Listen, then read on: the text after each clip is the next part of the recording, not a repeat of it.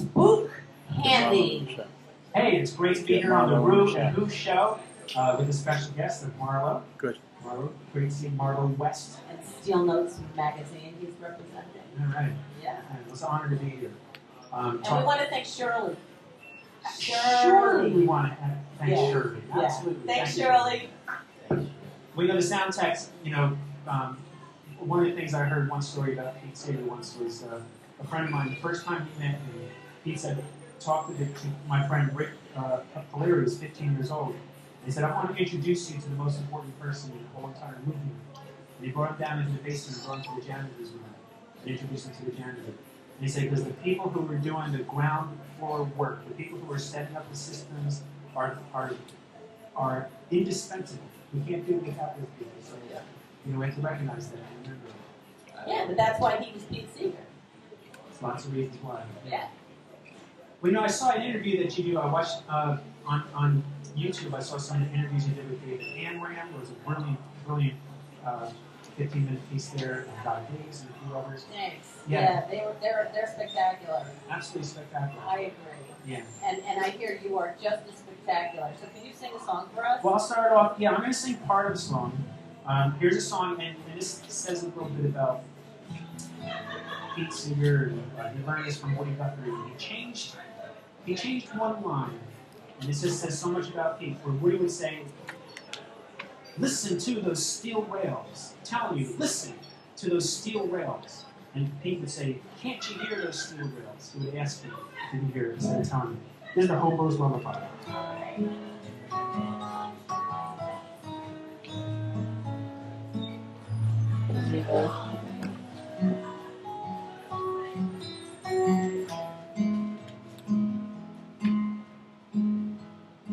Go to sleep, you weary hobo. Let the towns drift slowly by. Can't you hear the steel rails humming? That's the hobo's lullaby. I know the police cause you trouble. They cause trouble everywhere. But when you die, you go to heaven. You'll see no policemen there. Hope so.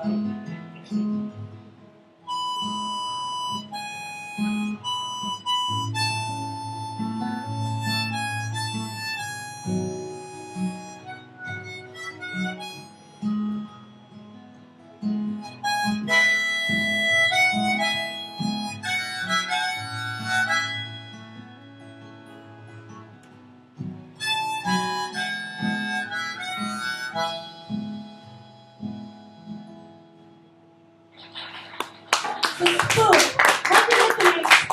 How do you get the name Spook, actually? That would be a 45-minute interview, and people would turn off the computer within 2 minutes of it. It's a long, boring story. So is it on your birth certificate? Yeah, it's on my birth certificate. Because Happy, Happy, I guess Pete has friends with funny names because Happy's name is Happy. Well, Happy was born on Valentine's Day. I was born on Halloween. Okay, there you go. There you go. I was born on Marloween. Marloween. How do you like that? So we All right. That's marvelous. So that makes sense. Yeah. That makes total sense. So I wanted to mention one of the things about Pete that's kind of my unique relationship with Pete. As you heard David Amram saying, he met Pete in 1948. Now, not only were none of us born by that time, but I don't even think my father was capable of fathering a kid at that time in 1948. Okay. And then you hear, you go around. I did something down in Tennessee, down at the Highlander School back in May with John McCutcheon and Charlie King, and they met Pete in 1972. One of them was working on the Local Musicians Union 1000 of the AFM, and one of them was starting People's Music Network. Well, I met Pete in 2003. Wow. Yeah, so I'm the guy who did not grow up listening to Pete's music or knowing much about him.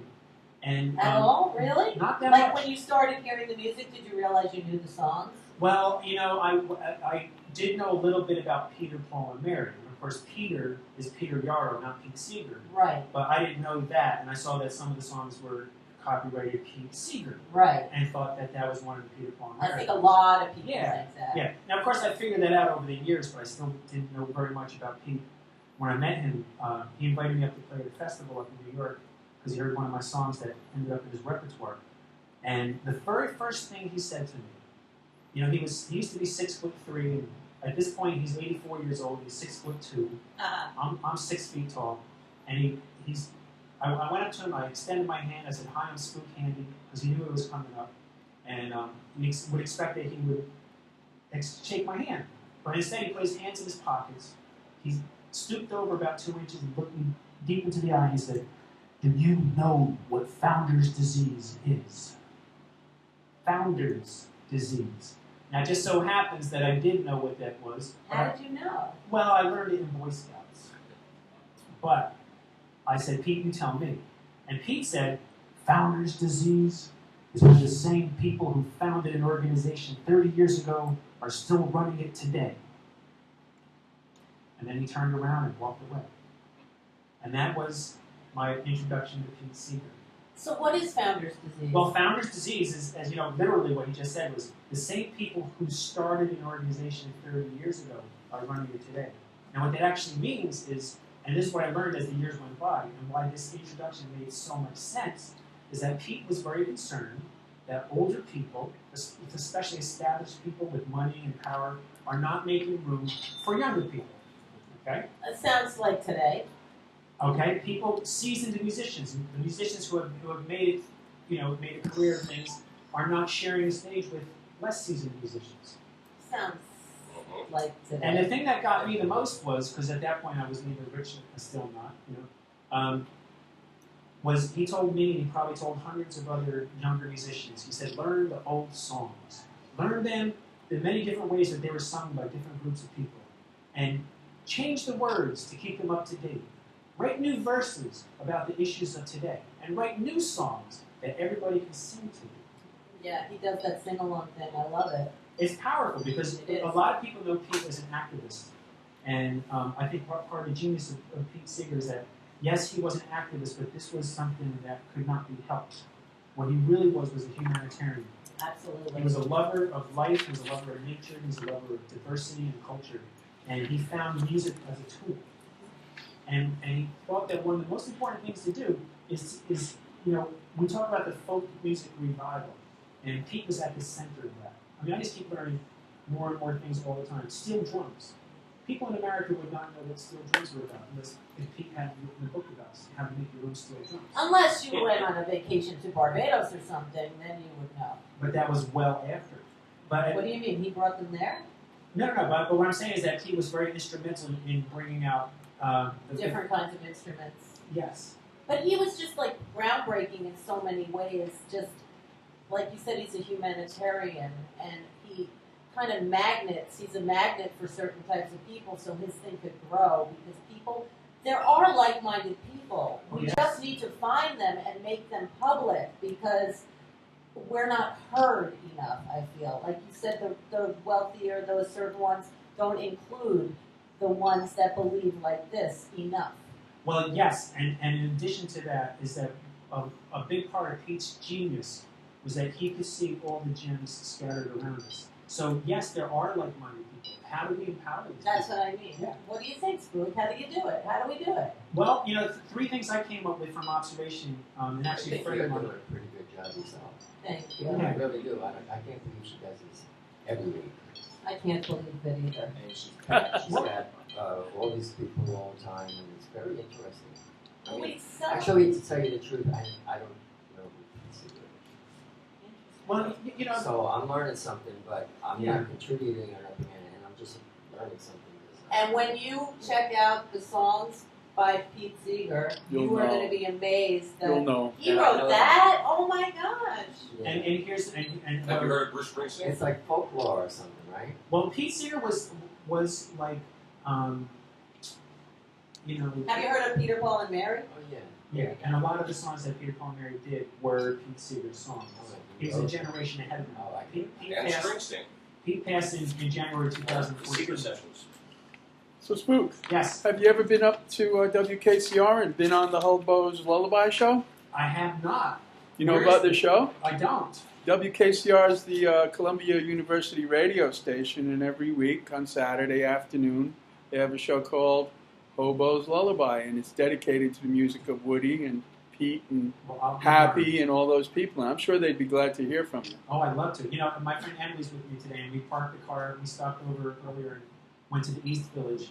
I actually bought this hat there today. It looks so you. Yeah, and we were just walking down the street, and I heard these two people talking, and one person said, "What do you got for me?" I'm like, "Whoa!" This is my second favorite person that ever lived in America. And it turned out we were standing right in front of the building where Woody lived back in the 1940s. Yeah. Yeah. I believe in all that. Well, what I was going to say was one of the geniuses that Pete had was that he recognized the gems that were around us. And I think he was primarily a lover of humanity, and he realized that being brought up in the world of music, that to him music was a tool that he could use to make the world a better place. It is a tool. It is a tool. Absolutely. Oh, yeah. Yes. So it's not just about self-expression. Absolutely. Yeah. So it is National Banana, Love Your Banana Day. Do you like bananas? Well, you know, I used to eat 600 bananas a year. Well, you don't have to. And one day I woke up and I just stopped eating them. All right, well- Do we have a question in the audience? I wanted to make a statement, which was, I'm not a Bruce Springsteen fan, but a lot of people like him because of his passionate. He did an entire album called The Seeger Sessions of Pete Seeger Music, and that was performed in New Orleans just after Hurricane Katrina, and gave a lot of people strength because it was heartfelt. We can do it. We mean it. And it was two great musical powers coming together to help New Orleans. Yes. Yay. Yeah. Amen. And I want to mention two other things that are absolutely fantastic in building community, building nation. Food and work. And when we talk about food, this is a potluck supper is one of the most amazing things you can do because this involves participation. What are you going to bring? What are you going to bring? What are you going to bring? What are you going to bring?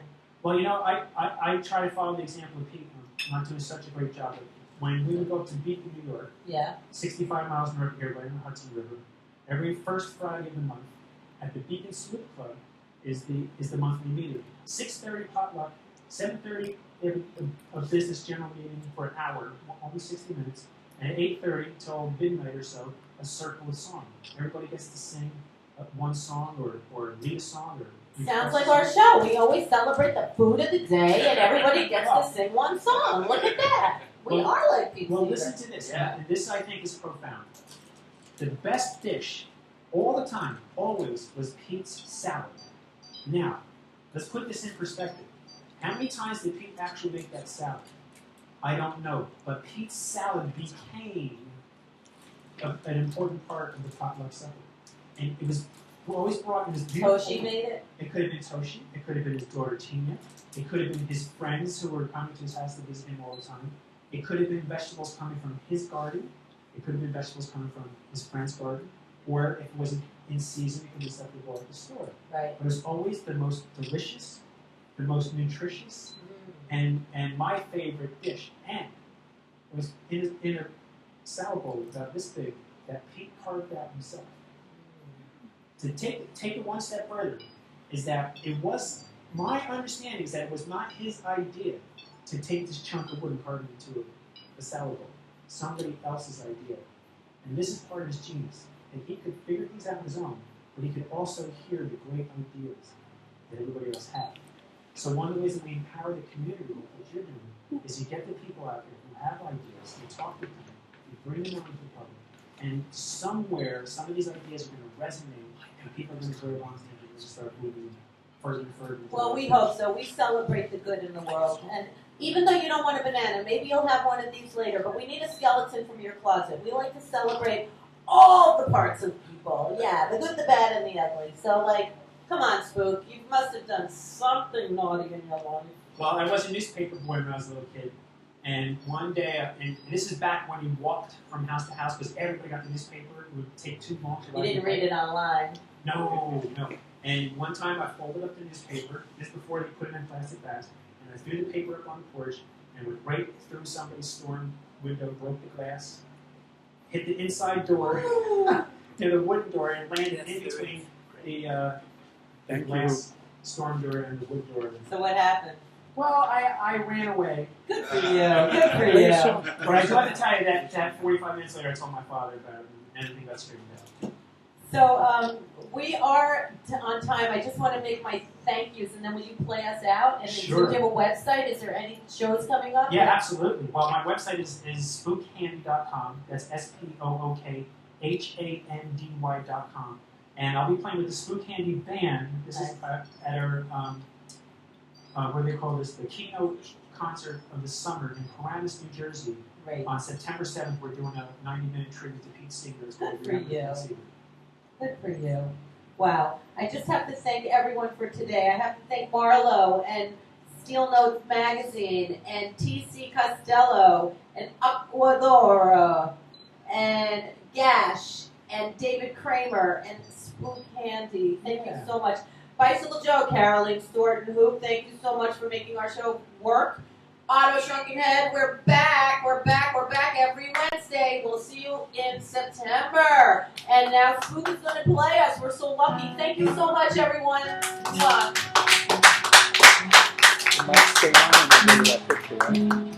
Does the mic stay on when I go to that picture? And I want to mention that concert's in 2014 because I know that this going on with the internet's going to be there forever. And I want to thank Bicycle Joe too and everybody else too.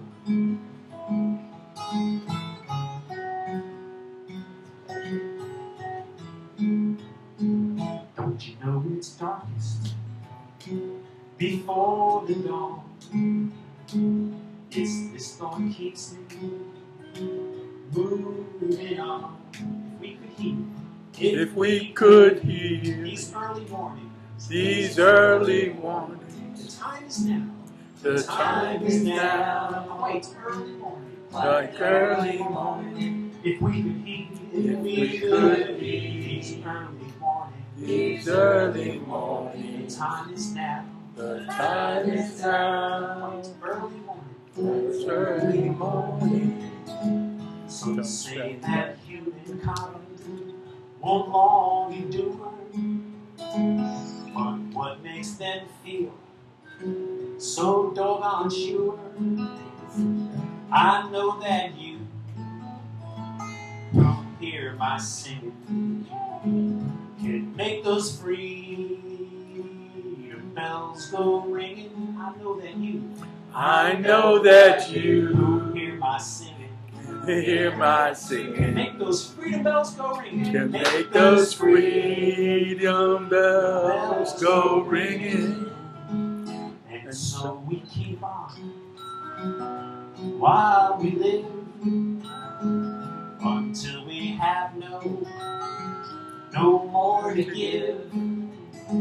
And when these fingers can't strum no longer, and the old guitar to young ones stronger, and when these fingers